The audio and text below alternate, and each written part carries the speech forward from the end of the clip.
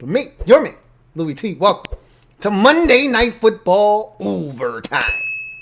Patriots, Jets, AFC East family business. If these two teams say they ain't did it, then they ain't did it. But if they did, well, that was actually some pretty good family business. Now, I think this is what we need to do every single time we think we're going to get a stinker.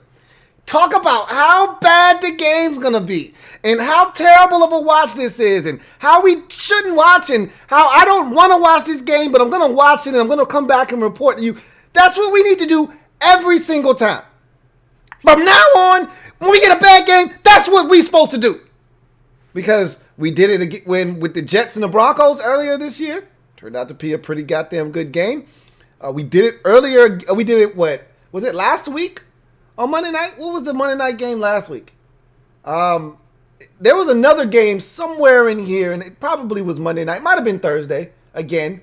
We did it with the Bengals and the Browns, even though I kind of wanted to see Joe Burrow on primetime, and I didn't mind seeing that. But we did it with that game. We did it with the Jets and Broncos. I think we did it with another game that was on, I think, Monday night. Might have been another Thursday nighter. And we did it with this one. And I think we're like 4 of 5 in that I think it's going to be trash game department, and it turns out to be a stud game instead of a dud. The one game that we thought was going to be trash, and it turned out to be trash, was the Miami-Jacksonville game. That was horrible. But outside of that, I think we've done this now 4 times, 5 times or so, and we've come out with 4 really good games. Look, the Jets are the Jets. I mean, what can I say? What more can I say? They did some things that, frankly, yeah, you are probably a no-win, 1-win, or two-win team when you do things the way that they did tonight. Conversely, the Patriots, I must say, I wasn't all that impressed, nor should I be. It's family business. They found a way to win.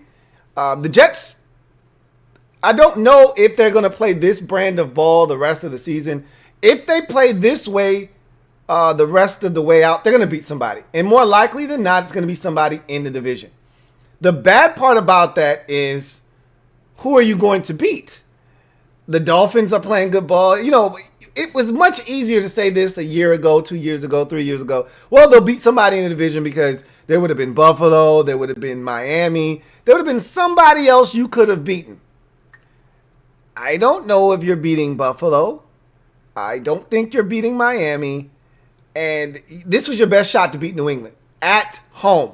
Now, you are capable of going to New England and winning. Many have done it, and you probably can do it too. However, more likely than not, I think what you're going to find is that you're probably not going to be able to beat them. We'll see. I don't think they're going 0-16. I always say that they're gonna beat somebody. And this is the first time they've really shown any sign of life. So I'm thinking down this home stretch of these final 7 games, and they'll get a bye week here in a bit, whether it's this week or next week. They'll get a bye week before week 12. All teams usually have their bye week out of the way before Thanksgiving, because once we hit Thanksgiving, all 32 teams play for the remainder of the season. So they'll get a bye week here in the next couple of weeks, recharge the battery. They'll get somebody. If I had to guess, I'd say it'd be Miami. They'll get Tua, something like that. But it's hard to say. It's really hard to say. This was the one to get right here. And we'll talk about how they failed to get it and some mistakes that were made down the stretch that really gave the Patriots an opportunity to win this game and keep themselves from the shame of losing to the New England Patriots. But this is a game, if you're the Jets, you got to find a way to win this game. Seriously. So let's start with the Patriots. Man, that offense was hard to watch. It reminded me of the offense I saw in week 1 when I said, this is how the Patriots are going to look this year. Remember, they beat the Dolphins, and at the time, we didn't know the Dolphins were going to be the Dolphins that are 5-3 and are a real competitor and a team that we think could really make the playoffs this year. We didn't know that at the time of Week 1's performance. However, that was a 21-11 game, and it was 14-11 at one point before the interception from Fitty Fitty in that game that gave the Patriots all the momentum, and they went down, scored a touchdown, put the game out of reach. And I said, man, that Patriots offense is anemic, and it's really going to be based off of the run game. Like, everything that they do is going to be predicated off of the run. And then they had the Week 2 performance. We've done this exercise before, so I don't really need to do this again. But, you know, the Week 2 game was what threw everybody off the trail. It was that scent threw everybody off. We were all sniffing around the Patriots. Are you for real? Are you going to be able to stay alive post Brady? Are you going to be able to be a playoff team post Brady? And we were all sniffing around, and they threw us off the scent. They threw us off the trail. All right, we were sniffing, and that Seahawks game was an outlier. We didn't know at that time, and this is why it's hard to make predictions, and it's hard to know what is what early in the season, because you don't have a clear picture at that time. But we didn't know Seattle's defense was that bad at the time. We just said, man, maybe the Patriots and Josh McDaniels are capable of doing this. You know, maybe Josh McDaniels is a guru, and maybe he can make this offense shape shift and morph into whatever it needs to be each week, as we've seen over the years. Maybe he can be a chameleon, and they can continue to camouflage their offense. And if they need to throw it 50 times this week, they can, like they did essentially against the Seahawks. If they need to run it 40 times, they can. And if they need to merge the two, they can. Well, that game was an outlier. That's not how this offense is built. That's not how they're able to do it. And I've joked all season long about their offensive weapons, and you saw it tonight. Jacoby Myers might be their best wide receiver. I actually like Jacoby Myers. I liked him as a rookie last year. I think he's solid, but he's never supposed to be your number one option. You know, Damiere Byrd is never supposed to be anywhere near your top 3. He's their second best receiver right now. Gunnar Olszewski should never even be in the discussion as one of your receivers. If he is your fourth receiver at best. Again, these are the guys that they're throwing the ball to. I really wanted to see what was his name? Like Zoltik or Zolik or whatever the hell the other guy's name is. Like, that's the guys Cam is throwing the football to, and I've joked about it all season long. There's nothing out there to be had at receiver. And I said they've got a hell of a stable of backs, though. And we saw Damian Harris tonight. Unfortunate that he got hurt late in the game. Sony Michel's been banged up for most of the year, but when he's healthy, he's dangerous. We saw that in the Raiders game earlier this season. Rex Burkhead just continues to be a solid, quality NFL back. They've got backs for days, and then, of course, they've got James White, and you saw him at the end of this game. So they can throw any kind of back you need, they can throw them at you. They've got backs for days, and so that's to me, the centerpiece of their offense is their ability to run the football. They did that well tonight, but it was funny just watching this offense because it was a steady diet of short passes. Every now and again, there'll be a chunk play in there. They take some shots, but you know what was funny to me? The two possessions I got a kick out of was the 17-play possession that netted them a field goal, in which you get the 3rd and 1, Cam stumbles, you lose 3 yards, it's 4th and 4. Then the Jets, they jet, and they go 12 men on the field, give the Patriots a first down, and I'm thinking, okay, now they're going to score the touchdown that they need to put themselves in a better position to now tie this game. And they were down by 10 at the time. If you recall, it was 27-17. And I'm thinking they're going to get the touchdown now. Watch the Jets lose the game because they give up 7 here, and the Patriots either score a touchdown the next time they touch the ball, or they're going to get another field goal. This game's going to go to overtime, whatever the case may be, and they're going to end up winning. Well, they run the ball 2 times. They get a holding penalty. They essentially said, "Don't worry about it, Jets. You're fine. We'll settle for the field goal."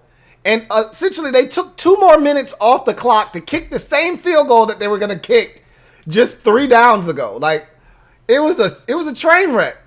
So they kick the field goal, and I'm thinking they should lose the game now. They're down 27-20.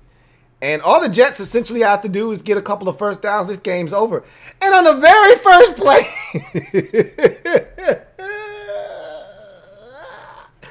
the very first play, Joe Flacco decides he's going to let it rip 50 yards down the field.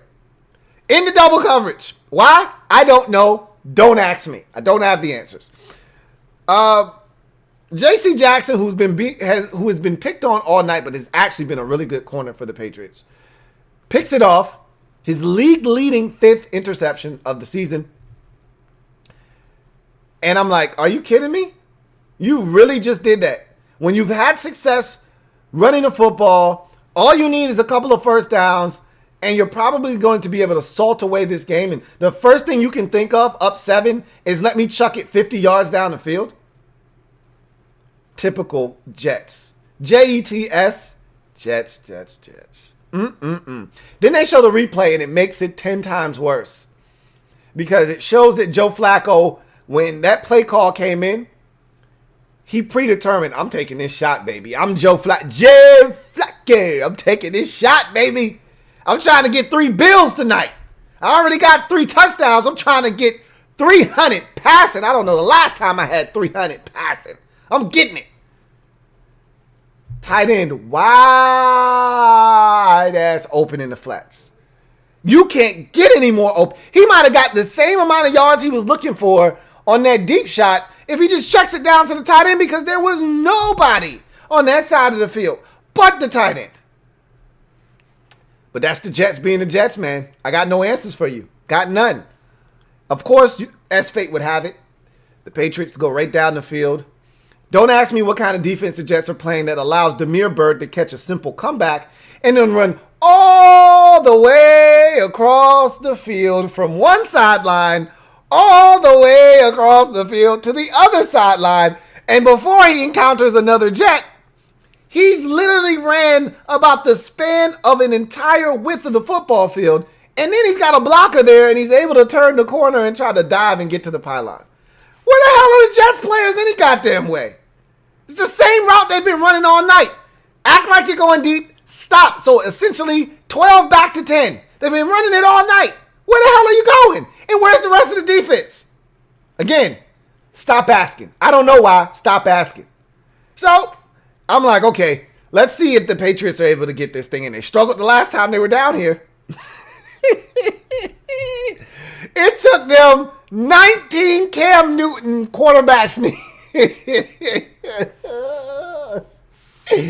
get in the end zone. It was abysmal. It was one team struggling less than the other team was struggling. It was comical. But and Cam was exhausted. He was chewing the hell out of that gum. That gum lost flavor sometime in the third quarter when they were on one of these marathon drives trying to get into the end zone. And he's chewing the hell out of this gum, working it over Pete Carroll style. And he's in a huddle dying. That 2-minute warning couldn't have come fast enough, because I don't know if he would have had the energy to dive into the pile again for the touchdown, because he was exhausted. He was...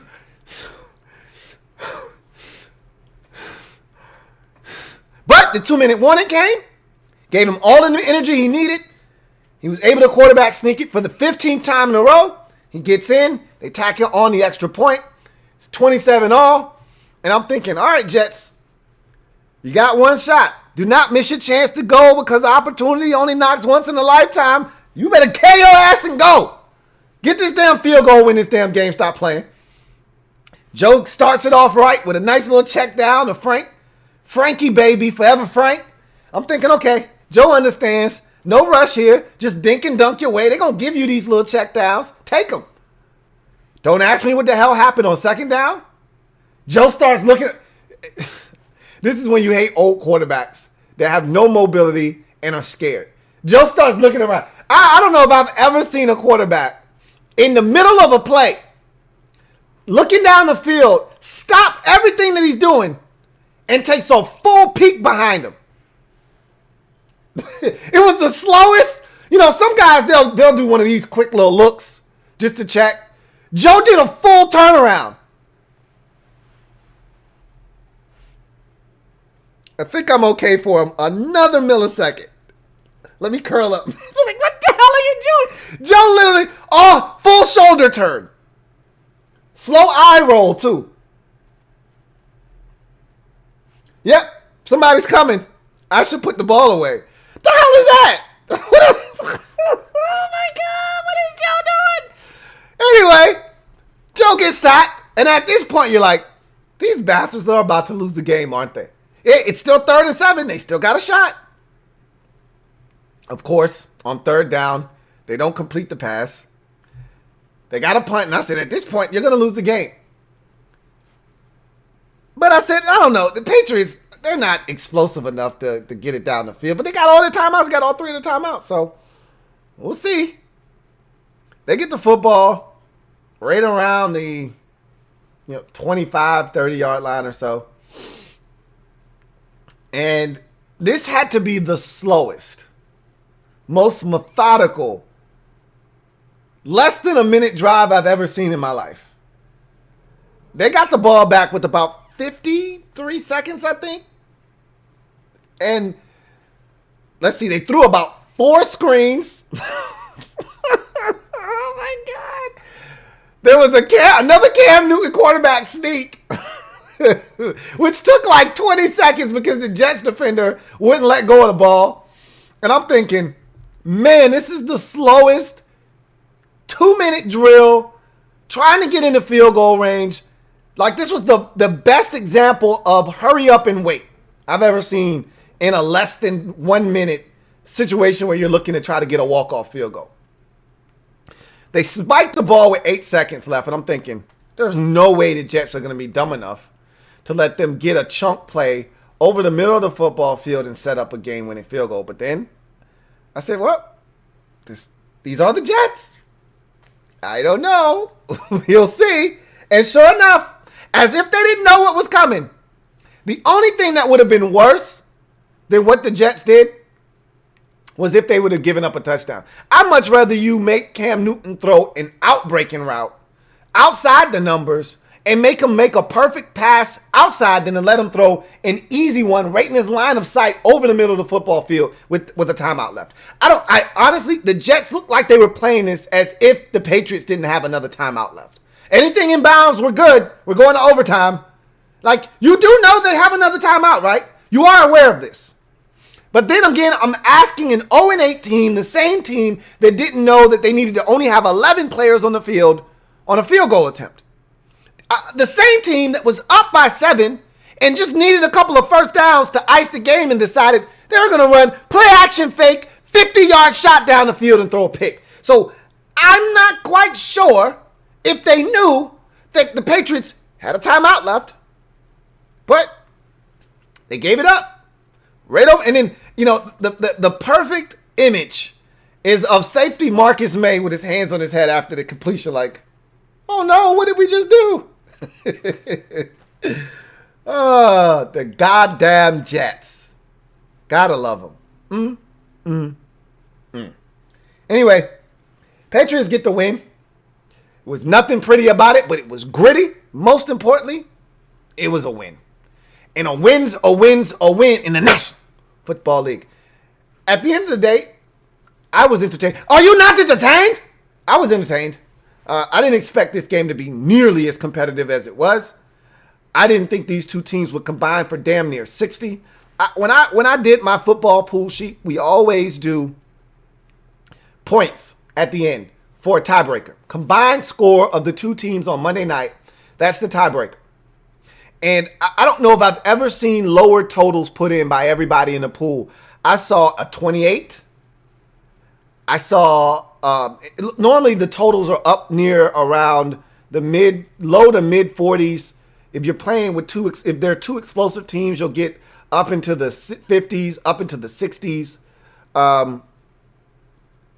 There were totals in the 20s and 30s. I think I had a total of 20. I think I had 38 as my total for this game. I thought the score would be 28-10. I think I had 38. I might have had 34. But I knew I had the Jets scoring 10. And I had the Patriots scoring something like 21 or 24 or 28 max. But 57 total points scored in this game. Never would have guessed. Jets scored 20 by half. Never would have guessed. Never would have guessed. So, this Patriots team is bad, man. Now, they got injuries, and there was no Stephon Gilmore, and we saw that tonight. That really hurts them. That's a huge part of their defense, obviously. You saw when Bashad Perriman goes apeshit on your defense, pretty much means you got a problem going on back there on the back end. So, it's rough. Anyway,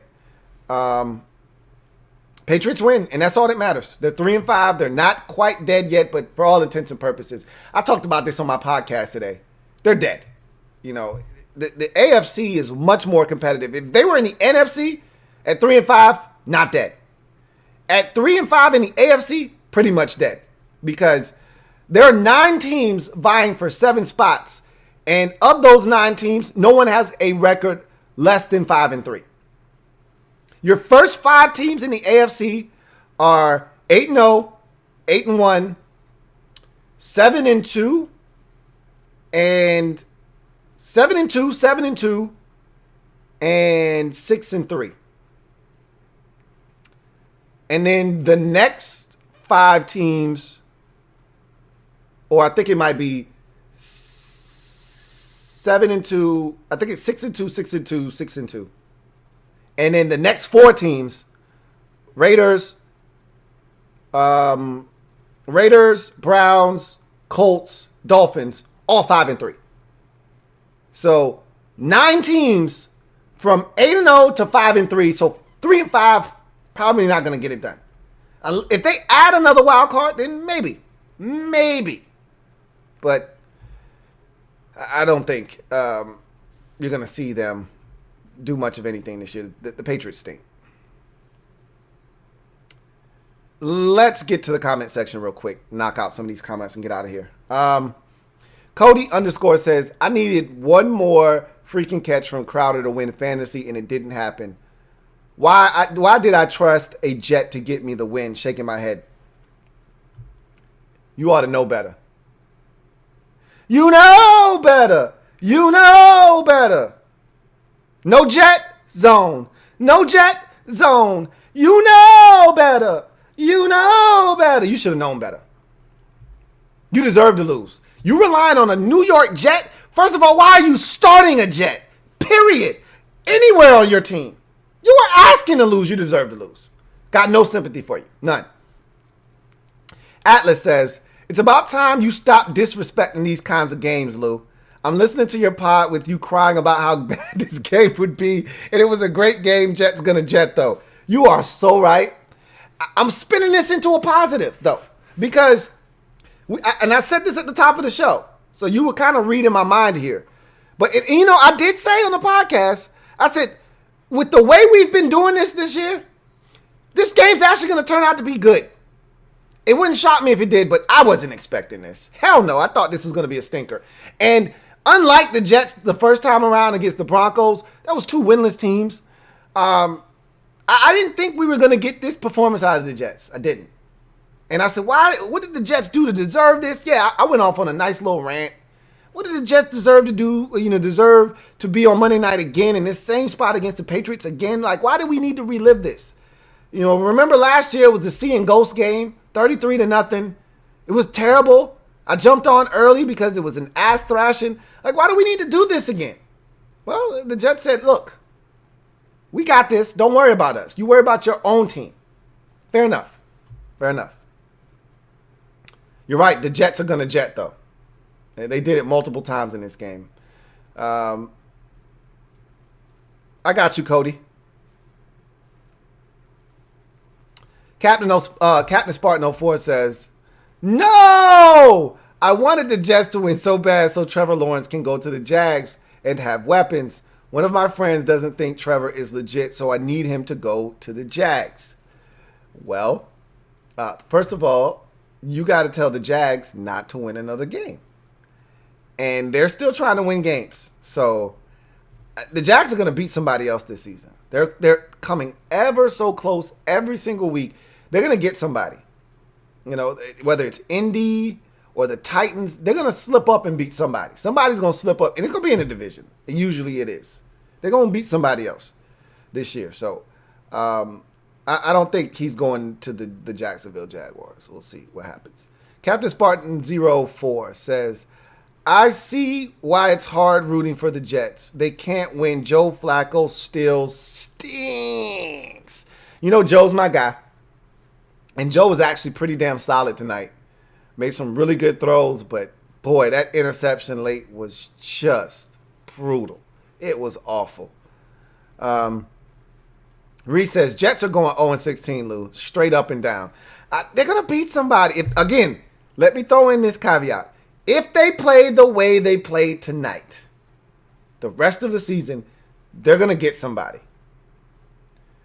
If they play the way they played the first 8 weeks of the season, they will get no one, and they will go 0-16. So this right here gives me hope that they're going to beat somebody, because that was a good enough effort to win. And they're getting closer. The Bills game a couple of weeks ago was the Bills game. That game was what? Last week, right? Or no, that was the Chiefs last week. The week before that, it was the Bills. Like, they're getting closer. They're going to snuff somebody out in that division. They're going to snuff somebody. Captain Spartan says, don't know why he took that sack and threw that stupid interception. Still talking about Flacco. Of course you are. I don't know why he threw that interception. That was a bonehead decision. He's too old for that shit. You know how I talk about these vets? You're too old for that shit, man. Let the young boys do that kind of stuff. Not have situational awareness and don't understand what portion of the game you're in. Let the young boys do that. That's not for you to be doing. You're too old for that shit, Joseph. So that's the part that's disappointing. Leave that shit for, Joe Burrow. Leave that shit for, Justin Herbert. Leave that shit for the young boys. Let Baker Mayfield do some stupid shit like that. You're too old for that shit, Joseph. That's the kind of stuff that makes me upset. Is you too old for that. You know better. The sack, it is what it is.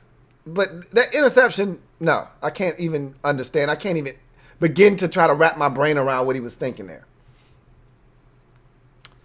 Reese said that 50-yard bomb by Flacco was majestic. Felt like 2014 again for a second. Hey, that's one thing Joseph can do, is he can throw a hell of a deep ball. Before there was Russell Wilson, there was Joe Flacco in the deep ball, man. There wasn't anybody in the game better at throwing a deep ball than Joseph. So, for a split second tonight, we turned the clock back to 2011, or 2012. We turned the clock back to 2012 for half of football tonight. We turned it back. Lil Lion says, Lou, how much credit do you give Cam for the win? Oh, Cam was outstanding tonight. He did exactly what they asked him to do. Cam was highly efficient. He was pretty accurate. He did miss Jacoby Myers on a deep ball. And there were a couple that got away from him in typical Cam Newton fashion. But for the most part, what did he have? 8 incompletions? He was really good tonight. He worked within the confines of the offense. When they needed a conversion, he converted. When they needed his legs, he used his legs. I thought Cam was fantastic tonight. Again, for what they asked him to do. Would this performance have been good enough against 20 other teams in this league? Probably not. But against the Jets and some of these bad teams, this would have been more than enough. More than enough. JP says, sorry ass Jets choked. Bah! That's the Jets, man. Yikes. That's just a tough, bitter pill to swallow. You got to find a way to win that game.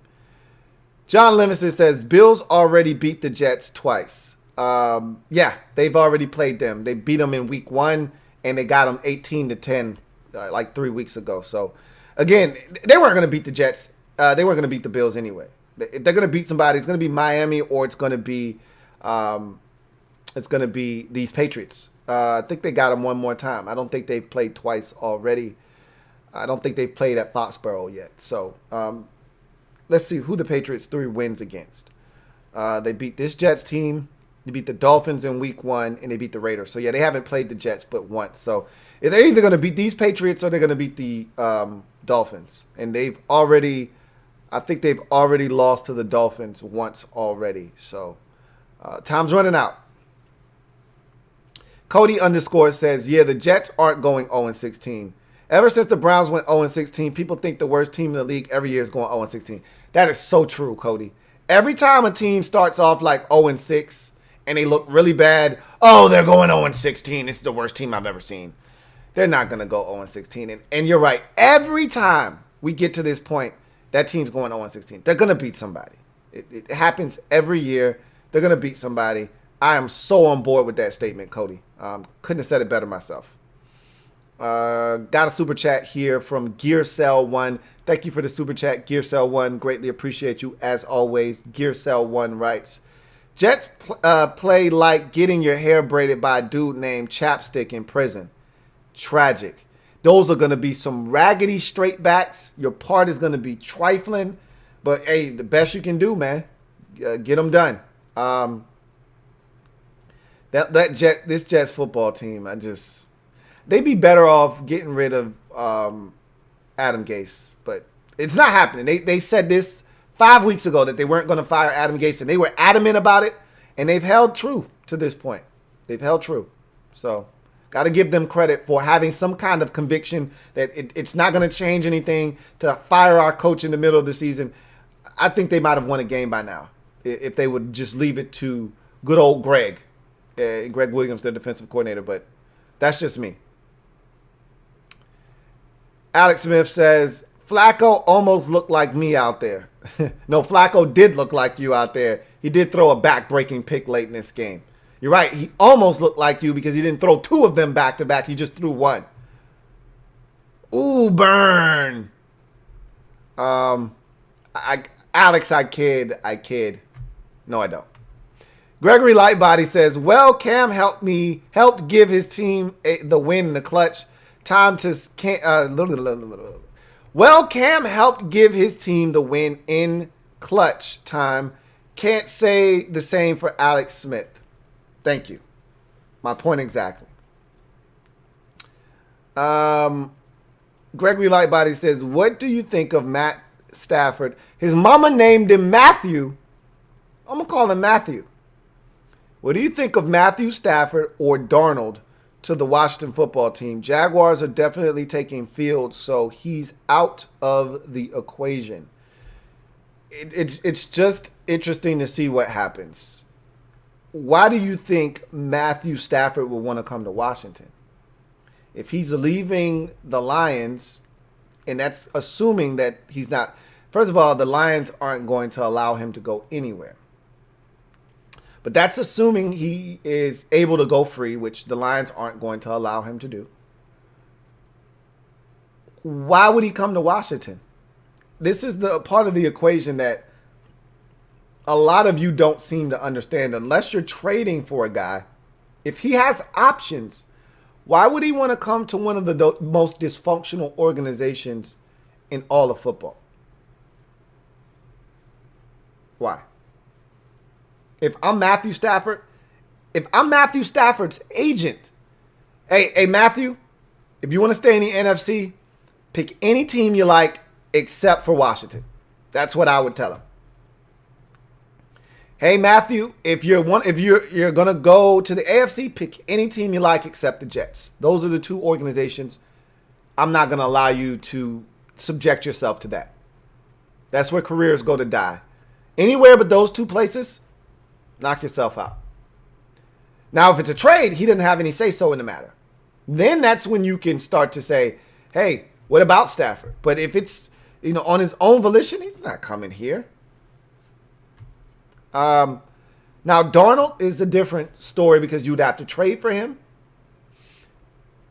Are you willing to give up what the Jets are asking for him? I think the Jets are going to try to turn this into a bidding war because I think most people around the league think Sam Darnold is a product of a bad environment and would love nothing more than to get their hands on Darnold and prove that this guy can play.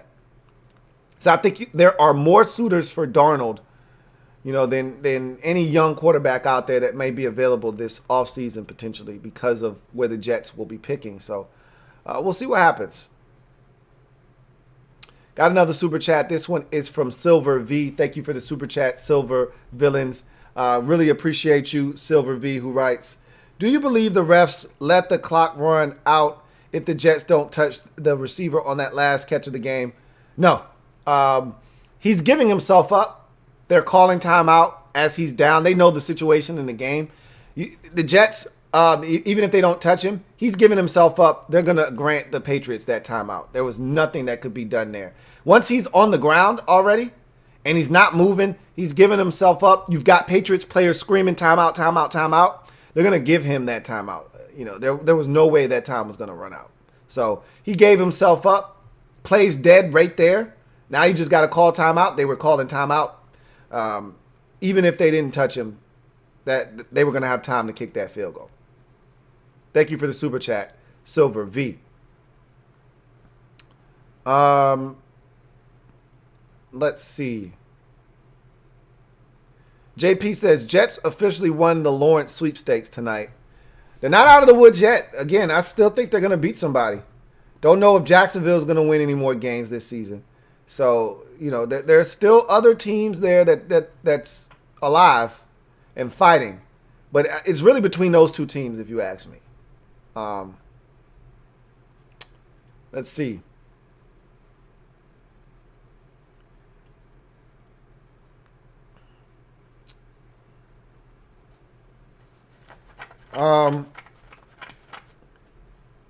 NGL writes, the Jets wanted to lose. If I'm not mistaken, Gase didn't even try to ice the kicker on the game-winning kick. But there are different philosophies to that as far as icing the kicker is concerned, because some coaches believe in that. But sometimes when you ice the kicker, he misses that first kick, and then he gets a freebie, and then he does it again, and he makes it. What I would do is I would play a psychological trick. I would walk over to the official. I would let the kicker see me walking over to the official. So in his mind, he's telling himself he's going to call this timeout. And I just stand by the official, and I wouldn't call a damn thing. I just stand there. So in his head, he's thinking this is a free one. He's going to call this timeout. No, the hell I'm not. And I'm just anything you can do to try to give yourself an advantage. I would purposefully walk over as the kicker is getting ready so he can see me walking over, so he's anticipating the whistles being blown, referee running in, waving his arms, and stopping the play. I want him thinking in his head, when is the whistle coming? When is the whistle coming? When is the timeout coming? They're calling a timeout. This play isn't going to count. And all the while, he's not focusing on just doing his job, kicking the football through the uprights like he's done a million times. That's what I would do. But you don't see that happen. Usually coaches go over to the referee and they call the timeout. I would play mind games. JP says, Gase looking like he smoked some shit before his after the game presser. God, he needs to go. He always looks like that, though. I don't even kill him anymore for the way he looks. He always looks like he's a little off. Captain Spartan 04 says, I definitely say Adam Gase won't get another OC job anytime soon, but do you think Greg Williams gets another DC job soon, especially with Seattle's defense being terrible? I think you're wrong about Adam Gase. I think people around the league do think he is good as an offensive coordinator. I just don't think he gets another head coaching job. And I think there are enough people around the league that are tied to Adam Gase in some way, shape, or form that he'll get another OC job eventually. So I think Gase gets another job as an offensive coordinator in this league. Greg Williams is definitely getting more work as a defensive coordinator, for sure. Those old grizzled veteran defensive coordinators, they never die. The Jack Del Rios, the Romeo Crennels, the Wade Phillips, those guys never go away. You can always use one of those guys. Always. Vic Fangio. Those guys never, ever go away. Dick LeBeau for many years. They'll always find work if they want it. Always.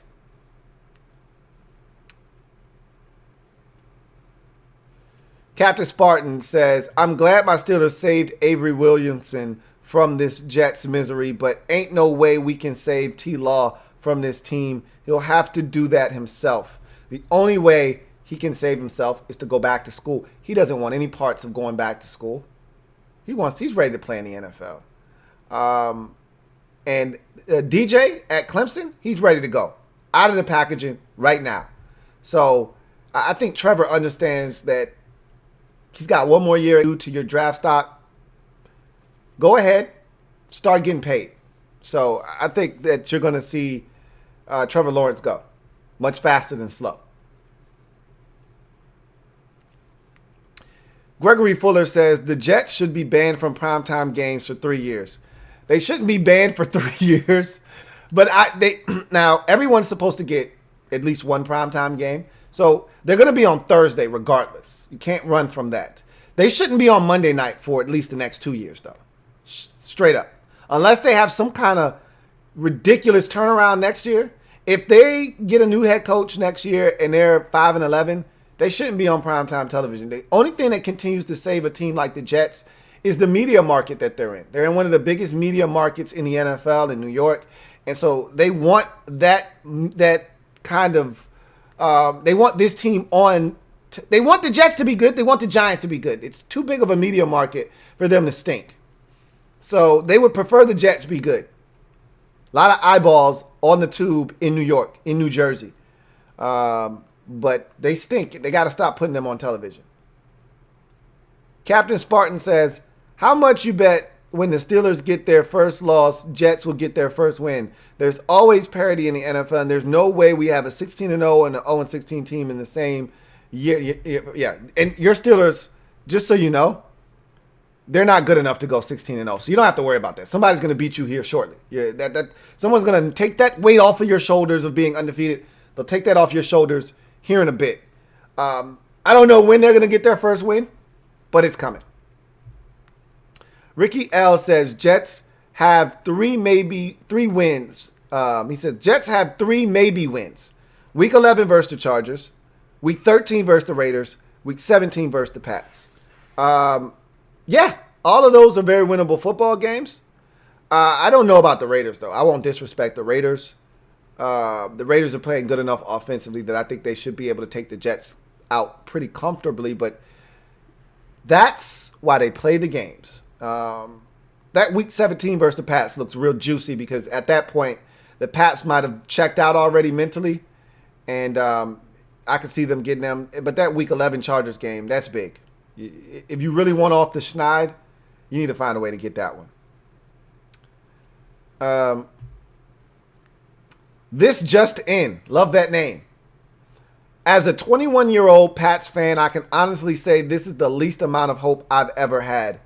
You are a spoiled brat. Okay? Nobody, I think I can speak for everyone when I say this. Nobody feels sorry for you. Nobody. But you should be really thankful for what you've been able to witness over the lifespan of your fandom. Because I know Washington fans that are 30 plus years old that have really never seen a winner before. If you are a fan of just about 2/3 of the league and you're 21, you've never seen a winner. Doesn't know what it looks like.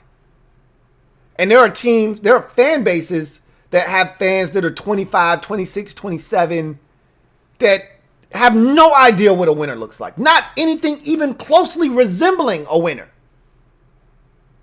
Your team has went at one point before last year to 11 straight AFC championships. So nobody, and I repeat, nobody feels bad for you. But you're right. This is probably the least amount of hope you've had as a Patriots fan probably since you were born. Probably because Brady's been there pretty much your entire life. So, yeah. Gregory Lightbody says, you see the triple team that they had on Chase Young yesterday, and we still couldn't get to the quarterback. Again, when one guy's getting the kind of attention that he's been getting this season, you need other guys to win. And unfortunately, that's when the interior guys have to do something. And, you know, it just, we don't, without Ioannidis, and I stress this to you, that's why I don't get bent out of shape about it anymore. Without Ioannidis, don't look for our interior defensive tackles to get pressured. That's not what they're built to do. JP says, the Jets are the equivalent of albatross shit. Good effing Lord, they're so awful they can't even tank right. Captain Spartan says, so don't think Josh McDaniels is going to get another head coaching opportunity in the league. He might have stayed too long in New England. Then again, Peyton convinced the Jets to get Gase. I think somebody's going to give McDaniels an opportunity. He should have left New England already, though. But, you know, you want to leave for the right opportunity because first of all, he should have never been there after Brady. Like, he should have never outlasted Brady in New England. He was supposed to take Brady, parlay that into a head coaching job, and just keep it pushing. He got too picky. And it's the same thing that happened with Sean Payton once upon a time in Dallas when he was under Bill Parcells. The Raiders came calling. He was going to take the job. Parcells said, don't take that job. That's an awful organization. Something better will come about. You're a smart enough guy. You're good at what you do. You'll get another opportunity. The Saints job came calling. He took it. The rest is history. I thought that there were opportunities out here for Josh McDaniels to really handpick what he wanted to do. I thought he was going to be in Cleveland this year. I thought Baker Mayfield was going to be intriguing to him and all the talent that they had out there. I thought that was going to be the job that he jumped at. But obviously, either they weren't interested or he wasn't interested, or there wasn't a mutual interest between the two parties. They went in a different direction. And, everybody knows about the Colts situation and how that turned out. I think he wanted Andrew Luck. If Andrew Luck was going to be there, he would have taken the job. Once he realized Andrew Luck wasn't going to be there, I think he wasn't interested. He's going to get a job, I think. But the luster is starting to fade from Josh McDaniels. I will say that. There isn't that shine that was once there where you felt like, oh, my God, this guy is a hot commodity. People are starting to sour on him a little bit. And what he did to the Colts didn't do him any favors either. I got a super chat here from Metaphor. Thank you for the super chat, Metaphor. Greatly appreciate you. Metaphor writes, Trevor going to pull an Eli or Elway and refuse the Jets. I just don't see that happening. It's hard to impose your will like that, like you once upon a time could. The only leverage that he has, to me, honestly, is to just go back to school. If I'm the Jets, I draft him, and if he doesn't want to play, then you just don't play football. Go back in the draft next year, and you'll have to do it all over again. But I would draft him. You're either going to play for me or you're not going to play, or I would hold you ransom, and I would get the mother load for you. And then I would really do it with the team that's behind me. And I would tell them what player I wanted.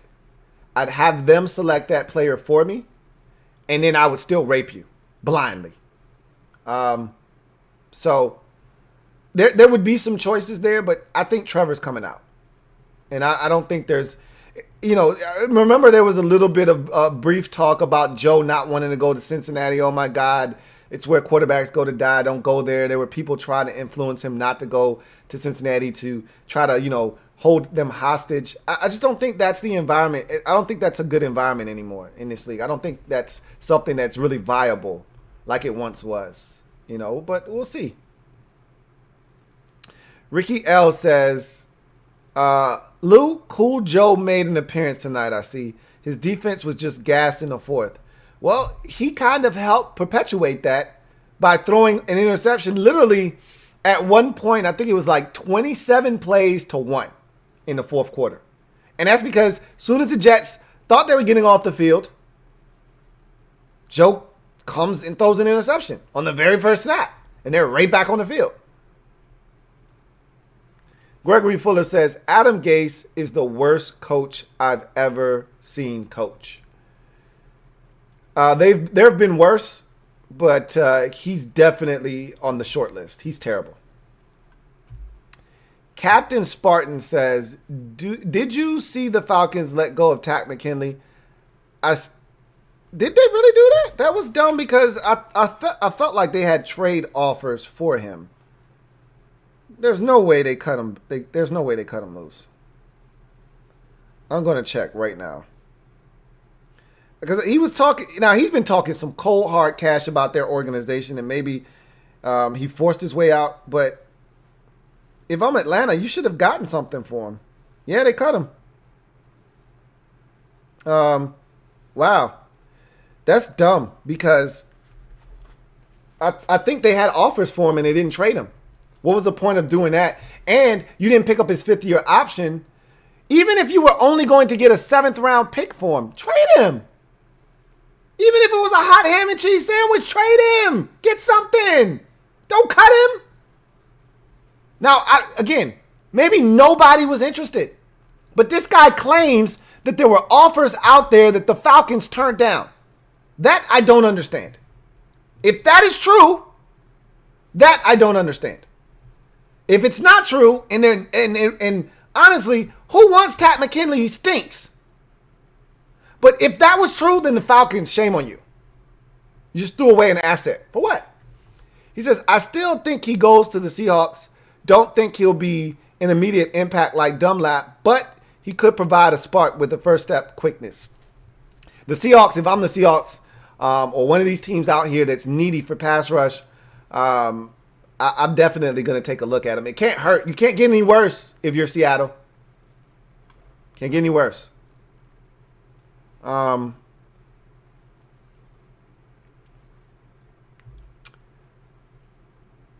JP says, you think the Pats will draft a quarterback regardless of where they select, or will they stick with Cam for another year?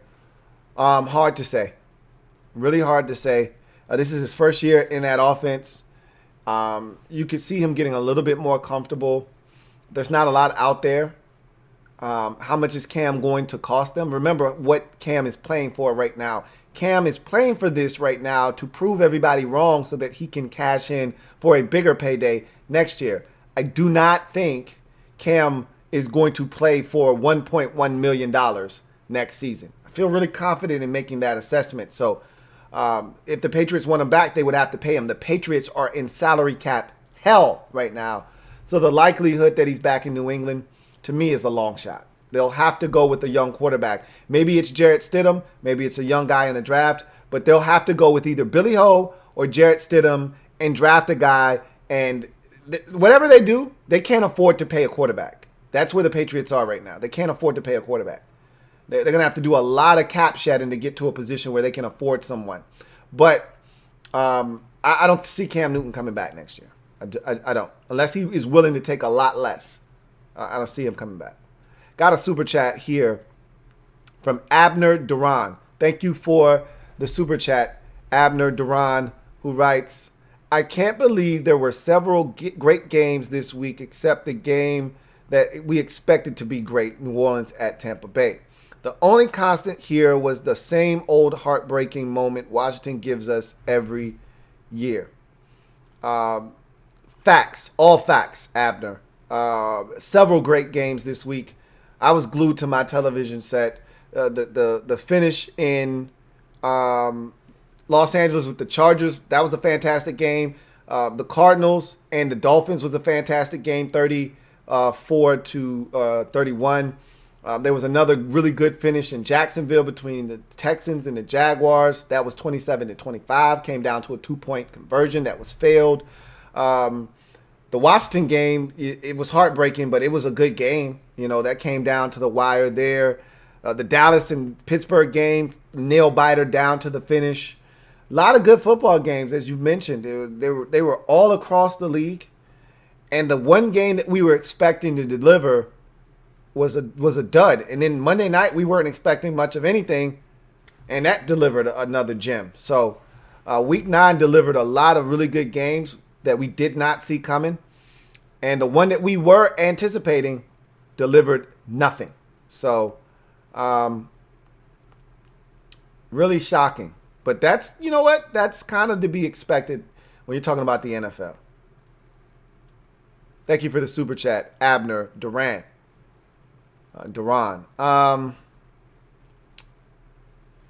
Gregory Fuller says, I would rather the Jags get Trevor because the Jets will ruin him. Well, we'll see. NGL says, thank you, because I was struggling with it. I said, I'm just going to go with the NGL part. All right. He says, my name is a lot simpler than you might think. It's Rich X NGL. But love the channel. I'm a 14-year-old Washington football fan. I'm proud and love our future. This division is so ass. I don't care if we win. I think the future is bright, but it's only as bright as your quarterback position. And right now we don't have that. So that dims the light a little bit. But if you can continue to build, I want to go with the Seattle Seahawks Russell Wilson method. Continue to build from within and around, and then drop the quarterback, right in the middle. And if you can do that, and you already got the infrastructure built, and that young guy comes in, hits the ground running, you got a shot to compete right away. So I'm hoping that's what we're able to do. Thanks, Rich. Really appreciate you. JP says, how in the hell does Eric Bieniemy from the Chiefs still not have a head coaching job? That's the head scratcher for most people. There was a discussion about how well he was interviewing. I don't know, honestly. At some point you feel like he's going to get a job, but again, he's in a position that he's coaching Patrick Mahomes that he didn't have to rush. That opportunity will be there for him because this offense isn't going to get any worse in Kansas City. And he's going to get a lot of credit for what they're doing. He's going to get an opportunity at some point. He should have already had an opportunity, though. Captain Spartan says, from what you know, in 1995 season 96 draft, did everyone know that Keyshawn Johnson was going to be the top pick? Wondering if history repeats itself and the Jets get a receiver at 1 in Jamar Chase. Yeah, there was a lot of hype surrounding Keyshawn Johnson coming out of that draft out of USC. I wasn't following the draft massively, back then like I am now. But I can tell you that a lot of people thought that he was going to be like the next Michael Irvin, type of receiver coming out of USC. He looked like he could be a game changer. So I don't think Jamar Chase goes number 1, though. And I don't see a way in which he is the number 1 pick. Period. I don't see any way that Trevor Lawrence or some quarterback isn't the number 1 pick in this draft. JP says, it's amazing that Trevor Lawrence hasn't come out yet and said he refuses to play for the Jets. In my opinion, prospects should be allowed to speak their minds when they want where they want to play. But why should they be allowed? They can say whatever they want, but how does that benefit you if you don't have a choice? You don't have a say in the matter. That's the beauty of the draft. If that's the case, we might as well let all the players that want to play on the same team play with each other. If that's the case. That's the point of the draft. If I stink this bad, my reward is that I have a chance to get better by drafting the best player that I deem worthy of this selection. And if you take that power away from teams because they stink, then and it's funny that you sit here and you rag on the Jets. We're no better as an organization than the Jets. The only difference is we got 2 wins and we play in the NFC East, and both of our wins came from our division. You drop us in the AFC East, we might be 0-8 right now too. So it's amazing that as a Washington fan, you don't have more empathy for the Jets. You should have more empathy for the Jets. Not necessarily sympathy, but you should have a little bit more damn empathy in your heart for the Jets, because your organization isn't that much different than the Jets. You might even be worse in terms of ownership. So if you're talking about a player not wanting to play for the Jets, how about a player not wanting to play for Washington? Some of y'all fans got the game all twisted up. Like somehow this organization over here is that much better than that organization over there. That doesn't make any sense to me. You think Trevor Lawrence wants to play for Washington? He damn sure he probably wants to play for the Jets more than he wants to play for Washington.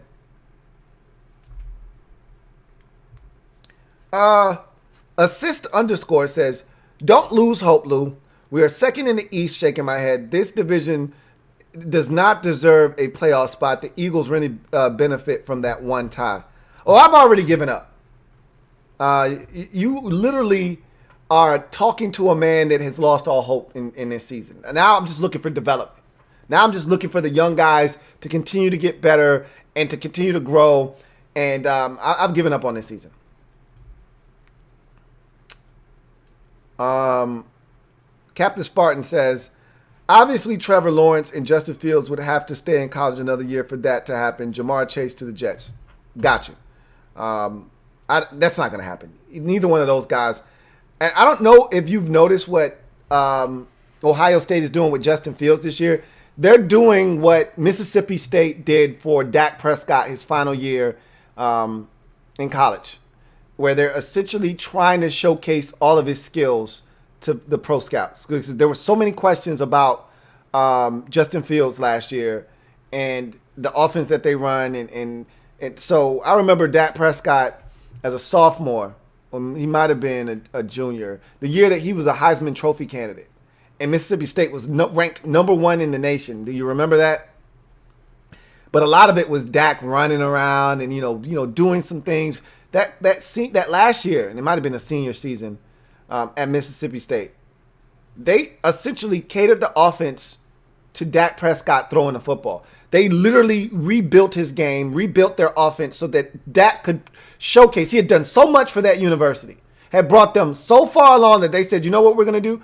We're going to make sure that you showcase all of your skills and they don't think you're just some scrambling quarterback that can't throw the football.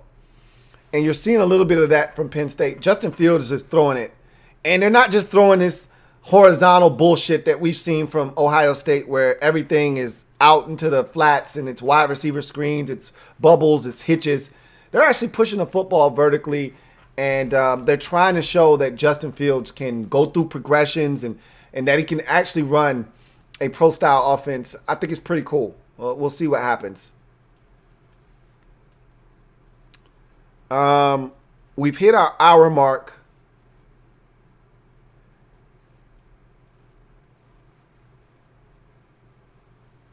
And I'm going to go ahead and get out of here. Just wanted to scan through the last couple of comments. I appreciate you guys joining me tonight. This is a much better game than we thought we were getting. 30-27. Walk-off field goal by the Patriots. At the gun to get it done. Get to 3-5 on the season with the 30-27 win over the Jets. It wasn't pretty, but it was gritty, and most importantly, it was a dub. And again, I can't stress this enough. That's all it's about. Just find a way to get it done. Find a way to not be that team that allows the Jets off the hook. And the Patriots survive and advance in record to 3-5. Meanwhile, the Jets' golden opportunity escapes their grasp as they're now 0-9. And this is one of those games. If they don't win a game this season, they'll look back on this one and say, man, we had an opportunity and we blew it. But they'll get another opportunity, and I think they'll take advantage. They'll win at some point this season. But, boy, that one stings. If you're a Jets fan and you just wanted off the schneid, this was the night to do it. And the Patriots gave you every opportunity to do it, and you didn't want to win. You simply didn't want to win. And the offense did you no favors in the fourth quarter. That I don't know if I've ever seen anything like it. I think the Patriots ended up with damn near 40 plays in the fourth quarter. And I think the Jets had all of 4 in the fourth quarter. Ridiculous. Utterly ridiculous. Nonsensical. Anyway, I appreciate you guys. Thank you so much for joining me. If you haven't already done so, what are you waiting on? Hit that subscribe button. All right. Sub up to LouieTeeNetwork for more great content. Go ahead, turn on that notification bell so you don't miss a thing. And hit that like button on the way out if you haven't already done so. All right. Remember, got merch on the website down below, printchamps.com/LouieTeeNetwork. Got hats, as you can see. Got beanies, shirts, hoodies, getting chilly outside. As somebody said, let me put this lid on your melon. All right. Get you a cap. All right. So I really appreciate you guys and all the support. Look forward to chopping it up with you guys on Wednesday for the podcast, where we'll open up the floor to you guys. All right. Social media maneuvers. Come ready with your questions. We'll chop it up. But until then, you guys take care. Have a good one. God bless and good night. And I'll see you guys next time. LouieTeeNetwork.